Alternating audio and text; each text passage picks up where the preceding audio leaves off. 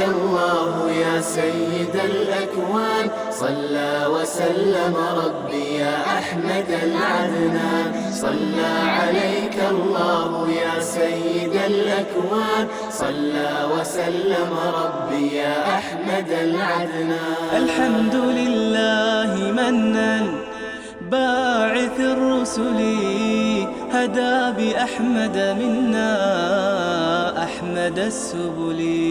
الحمد لله منن باعث الرسل هدى بأحمد منا. Well, the Islam Festival Edinburgh initially started off as an exhibition in a room in a building adjacent to the mosque. Some local volunteers set this up, and since then each year it's grown and it's become what it is today, the Islam Festival Edinburgh. So from an exhibition in a room, it moved to the basement of the mosque, a large exhibition hall with posters, a professional look to it, and it's run entirely by volunteers.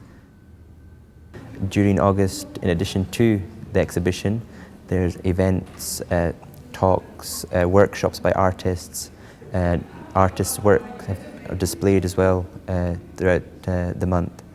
So it's grown into the Islam Festival Edinburgh and part of the festival calendar of the city.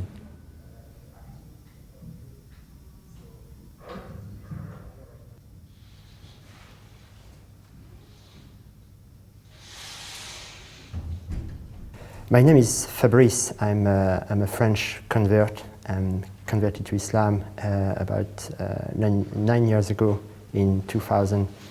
And I live in France most of my life, but I came in Scotland 3 years ago in 2006. And when I arrived here, I found out about this exhibition in Edinburgh. And I found it very interesting, especially because we don't have anything like that in France. And so that's why I really wanted to get involved, and alhamdulillah, I'm this year the coordinator of that exhibition. To me, it's important to have an exhibition like this because, you know, nowadays Islam is probably the most misunderstood religion.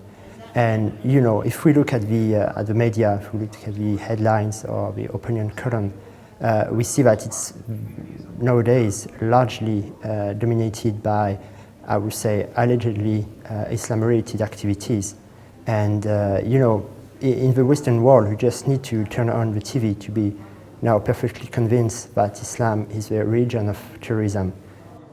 I think it's important to know about all sort of religions, and it helps you understand people and why they might do certain things. I mean, Islam and Muslims and everything else has not got a good name at the moment because of certain things that are happening, and it's nice to understand a bit more about the basics. So if I get into a discussion with someone, I can actually say that's rubbish, you know, because this is what Muslims and Islam really is really about. We are in a society, especially in Scotland, where we've got a diverse population and diverse minorities, and we are here just to live here all together. And in order to live in peace all together, we need to know each other. I think it's essential. I mean, having looked at this exhibition, it really puts in perspective a lot of things about Muslim beliefs that most people, certainly the British public, wouldn't know about. I mean, because obviously the events in the world have completely distorted people's perceptions of Islam, and I think something like this exhibition offers a very important corrective, you know, and deserves obviously to be broadcast through your own media. Yes.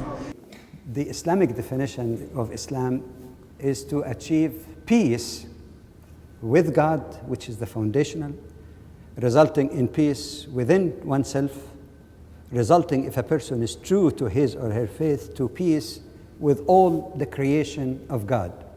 Humans, which include Muslims, other faith communities, relationship with the animal world, relationship with vegetation, relationship even with the inanimate environment, because all of these are creation of Allah, and Islam in essence means to have peace and harmony with the Creator and the creation, oneself, and all the surrounding. So the term Islam itself is based on that. If this is the case, why is it that there is bloodshed among Muslims, Muslim killing Muslims, and between Muslims and others? And my answer to that is non-apologetic, and I hope truthful and straightforward. Islam is never equivalent to Muslims. If we apply that same fair standard, then we have to say also Judaism is not the action of Zionists in Israel.